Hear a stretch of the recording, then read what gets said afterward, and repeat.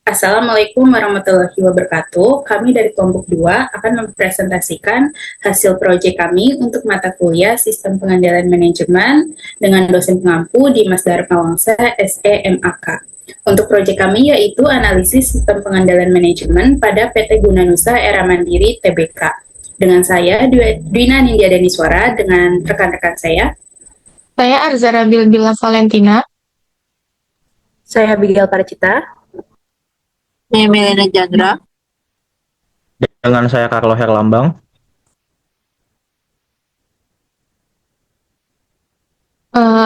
Langsung kita masuk ke profil perusahaan PT Guna Nusa Era Mandiri Tbk.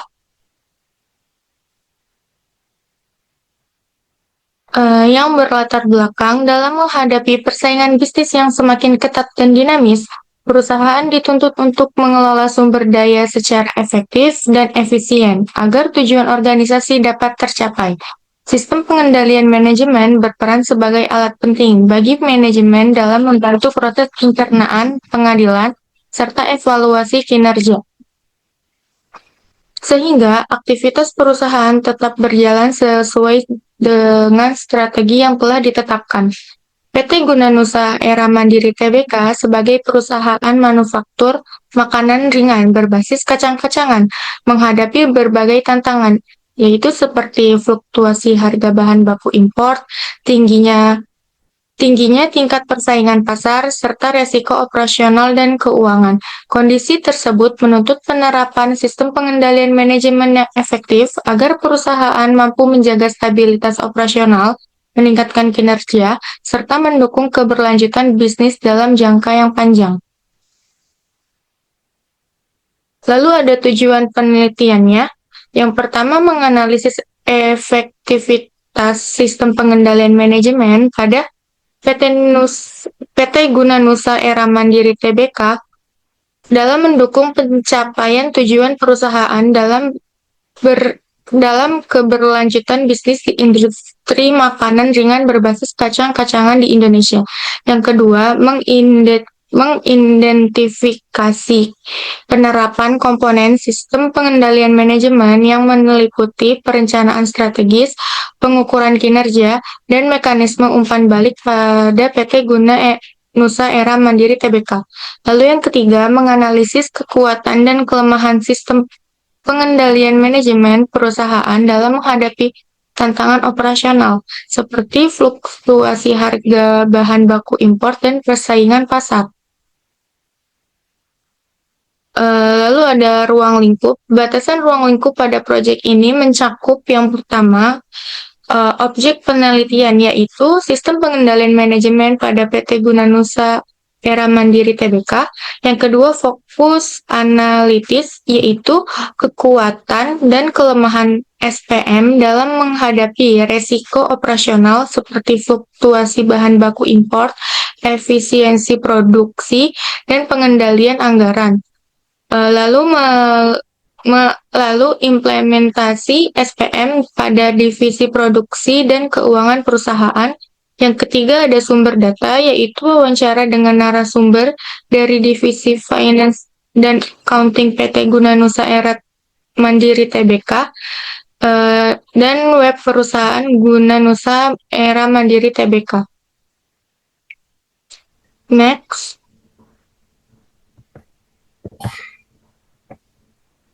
Lalu ada identitas dan jenis usaha. Profil singkat perusahaan di PT Guna Nusa Era Mandiri Tbk, yaitu didirikan pada 5 Agustus tahun 1993 oleh Gunawan Tokroh di Delta Silicon Industrial Area di Bekasi, Jawa Barat sebagai bisnis keluarga yang bergerak di bidang pengolahan kacang-kacang dan berawal dari skala rumahan.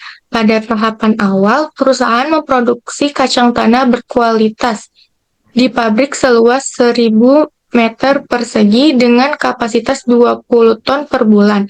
Seiring perkembangan usaha, perusahaan tumbuh menjadi salah satu pemain utama di industri kacang olahan dengan 3 pabrik seluas lebih dari 2.000 meter persegi dan kapasitas produksi mencapai 700 ton per bulan.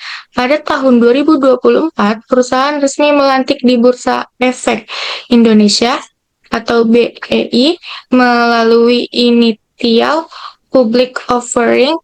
Saat ini perusahaan dipimpin oleh Presiden Direktur Ivan Cokro Saputra dengan jumlah karyawan sekitar 390 sampai 398 orang, serta sementara keluarga pendiri tetap menjadi pemegang saham pengendali dengan kepemilikan sekitar 80%.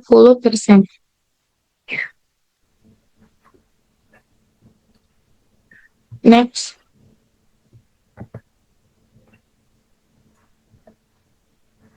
Iya, lalu kita akan berlanjut dengan jenis usaha utama perusahaan. Perusahaan bergerak di bidang manufaktur dan penjualan kacang-kacangan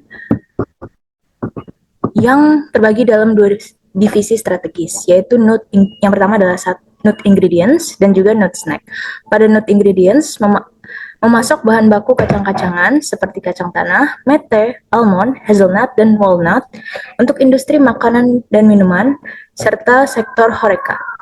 Yang kedua adalah nut snack, menghasilkan produk makanan ringan berbasis kacang seperti nuts, milk, nuts oil, serta berbagai merek snack, antara lain Almonesia, John Farmers, Cargill, dan GA Nut 2 Naga. Perusahaan melayani pasar domestik dan ekspor, serta memiliki anak usaha di bidang dekorasi otomotif. Kinerja tahun 2024 mencerminkan keberhasilan transformasi menjadi perusahaan publik meskipun masih menghadapi tantangan pengendalian internal pasca ekspansi. Visi, misi, dan nilai. Visi yang dimiliki oleh PT Guna Aero Mandiri adalah menjadi perusahaan yang dapat dipercaya di Asia melalui penyediaan produk dan layanan ekosistem kelas dunia. Dan misi yang dimiliki ada beberapa misi yang dipaparkan, yaitu yang pertama adalah menghasilkan produk kacang-kacangan olahan berkualitas premium untuk pasar domestik dan internasional, membangun ekosistem rantai pasok berkelanjutan berbasis prinsip ESG, mengembangkan sumber daya manusia Laskar Guna yang profesional dan berkompetitif menjadi mitra strategis bagi industri F&B dan horeca melalui inovasi dan harga yang kompetitif.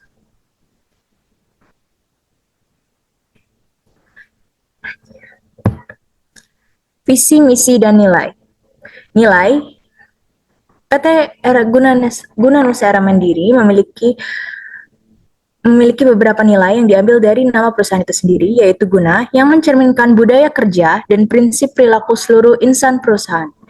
Yang pertama adalah Grit, yang diambil dari huruf G, yaitu menunjukkan semangat, kegigihan, dan optimisme dalam menghadapi tantangan, serta mencapai pertumbuhan berkelanjutan.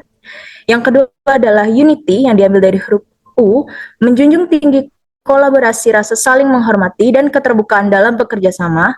Yang ketiga adalah Noble, diambil dari huruf N, yaitu mengedepankan integritas, tanggung jawab, serta etika dalam setiap pengambilan keputusan. Yang keempat adalah Agile, yang berasal dari huruf A, bersikap adaptif, inovatif, berorientasi pada solusi dalam menghadapi perubahan lingkungan bisnis.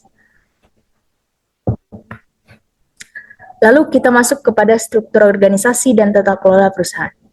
PT Guna Aero Mandiri (TBK) menerapkan struktur organisasi two-tier board system dengan kesesuaian dan ketentuan otoritas jasa keuangan bagi perusahaan terbuka. Yang pertama adalah RUPS, Rapat Umum Pemegang Saham, lalu dilanjutkan dengan di bawahnya Dewan Komisaris, yang terbagi lagi menjadi dua, yaitu Komisaris Utama dengan nama pendiri dan juga pengendali strategis perusahaan, Tujokro Gunawan, dan yang kedua adalah Komisaris Independen atau Eko Putro Sonjojo, Ketua Komite Audit dan Komite Nasional Nominasi dan Remunerasi. Di bawah Dewan Komisaris terdapat direksi. Direksi ini terbagi menjadi tiga, yaitu Direktur Utama, Ivan Cokro Saputra, Chief Executive Officer, dan juga yang merupakan representasi eksternal perusahaan. Yang kedua adalah Direktur Bernis Cokro Saputro yang merupakan direksi operasional. Sedangkan yang ketiga adalah Sekretaris Perusahaan Wijoyo Prawijaro, CFA, yang menjaga kepatuhan dan keterbukaan informasi. Di bawah direksi ada komite-komite independen yang telah disusun. Yang pertama adalah terbagi menjadi dua, yaitu komite audit dan juga komite nominasi dan remunerasi. Di bawah komite-komite independen terdapat unit audit internal untuk melaporkan kepada direktur utama dan yang akan melapor kepada direktur utama dan dewan komisaris. Lalu akan dilanjutkan dengan rekan saya.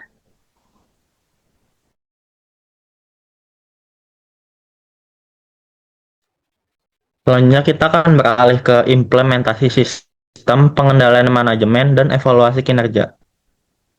Next.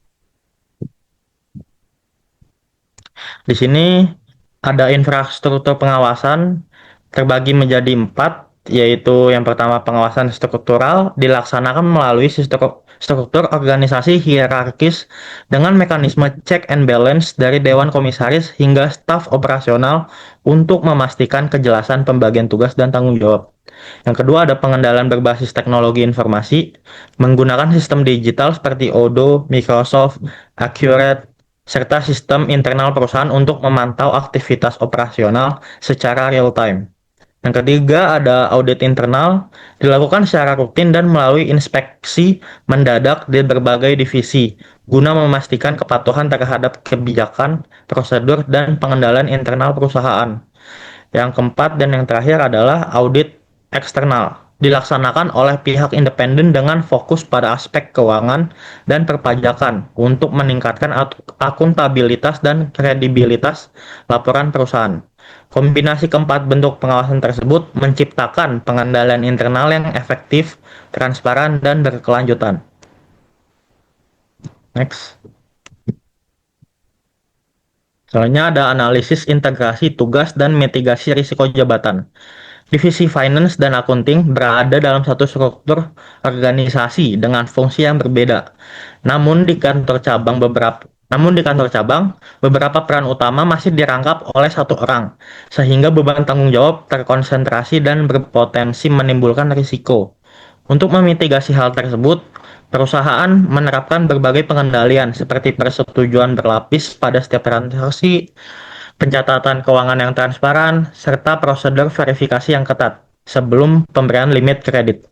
Admin dan finance bekerja sama memeriksa data dan riwayat pelanggan guna mencegah toko fiktif, gagal bayar, dan potensi fraud, sehingga akuntabilitas dan keamanan keuangan perusahaan tetap terjaga. Next. Selanjutnya ada sistem evaluasi kinerja pada PT Guna Nusa Era Mandiri Tbk. PT Guna Nusa Era Mandiri Tbk menerapkan evaluasi kinerja secara holistik berbasis Key Performance Indicator atau KPI dengan mengombinasikan target kuantitatif dan penilaian kualitatif. Kinerja divisi sales dinilai berdasarkan pencapaian tonase penjualan. Sedangkan gudang dievaluasi dari tingkat akurasi dan ketepatan pengiriman.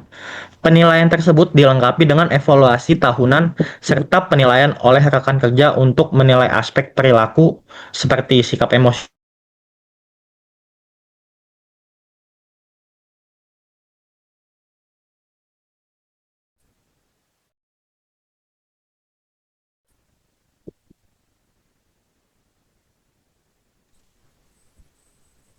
Berikutnya ada sistem kompensasi dan motivasi. PT Guna Nusa Era Mandiri Tbk ini menerapkan sistem kompensasi berbasis capaian Key Performance Indicators yang sebelumnya sudah dibahas, di mana bonus dan kenaikan gaji ditentukan berdasarkan pencapaian target individu dan divisi.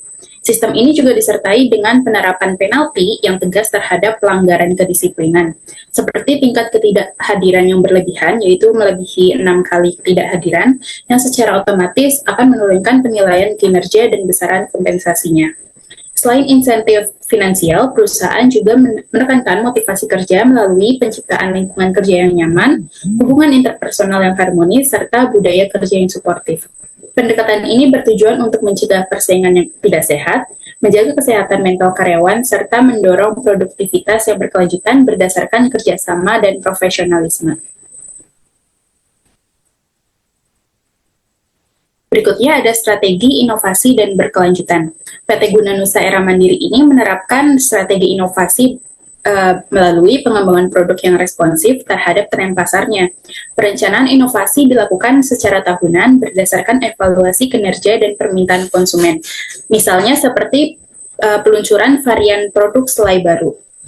Di sini kita juga, PT Guna Nusa Era Mandiri juga memiliki divisi Research and Development, yaitu untuk melakukan pengawasan kualitas produk secara ketat mulai dari bahan baku hingga produk akhir, serta mengelola rantai pasok global dengan mengimpor bahan baku dari negara seperti Chile, Amerika Serikat, dan Australia.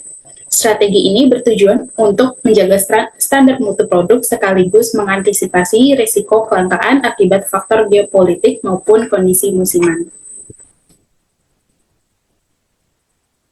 Next, berikutnya ada sistem whistleblowing atau sistem pelaporan. PT Guna Nusa ini memiliki sistem whistleblowing yang bernama Guna Whistleblowing System sebagai sarana deteksi dini terhadap potensi fraud dan pelanggaran etika, khususnya pada divisi berisiko seperti sales, divisi produksi, dan juga financial and accounting.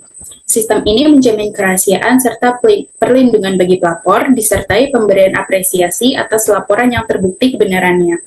Ruang lingkup untuk sistem whistleblowing ini mencakup praktik KKN, pencurian aset, benturan kepentingan, serta pelanggaran keselamatan dan kesehatan kerja atau ketiga sebagai upaya untuk menjaga integritas dan penerapan tata kelola perusahaan yang baik.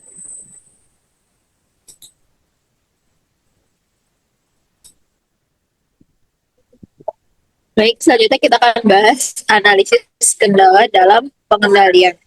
Kendala pengendalian di PT Guna Nusa Era Mandiri terutama berasal dari ketidaksinkronan antara target divisi dan kondisi operasional di lapangan, serta munculnya ego sektoral. Hal ini terlihat pada divisi sales yang berfokus pada pencapaian penjualan berisiko tinggi, sehingga berpotensi berbenturan dengan pengendalian kredit dan pengelolaan arus kas. Selain itu, perusahaan menghadapi hambatan lain berupa kesalahan pencatatan stok, kerusakan mesin, gangguan rantai pasok global, persaingan tidak sehat antar divisi dalam pencapaian KPI, rendahnya kedisiplinan, serta risiko kolusi di fungsi gudang dan administrasi. Oleh karena itu, perusahaan perlu memperkuat mekanisme whistleblowing guna menjaga integritas, kepatuhan, dan efektivitas pengendalian operasional. Next.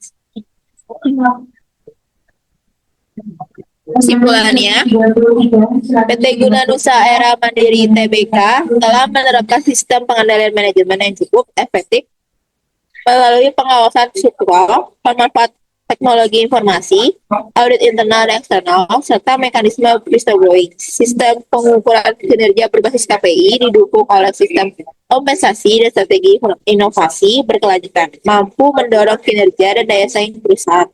Namun masih terdapat kendala berupa ketidaksinkronan target antar divisi dan risiko operasional pasca ekspansi, sehingga diperlukan penguatan koordinasi lintas divisi dan pengendalian internal antar agar kinerja perusahaan tetap optimal dan berkelanjutan.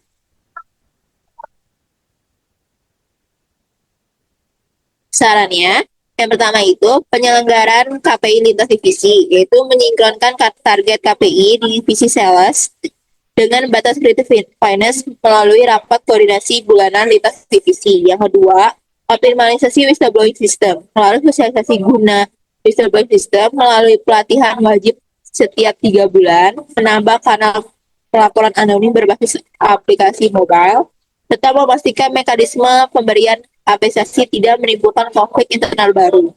Yang ketiga, rotasi tugas finance dan accounting, menerapkan rotasi tugas setiap 6-12 bulan dengan pemisahan fungsi pelaporan keuangan dan perpajakan kepada minimal 2 personal untuk mengurangi risiko konsentrasi wewenang. Dan terakhir, dashboard digital terintegrasi, yaitu mengoptimalkan sistem ODO atau akurat melalui pengembangan dashboard KPI real time yang dapat diakses manajemen level atas guna memantau stok, kehadiran karyawan, serta kredit pelanggan, serta historis dan visual untuk mengambil keputusan yang lebih efektif.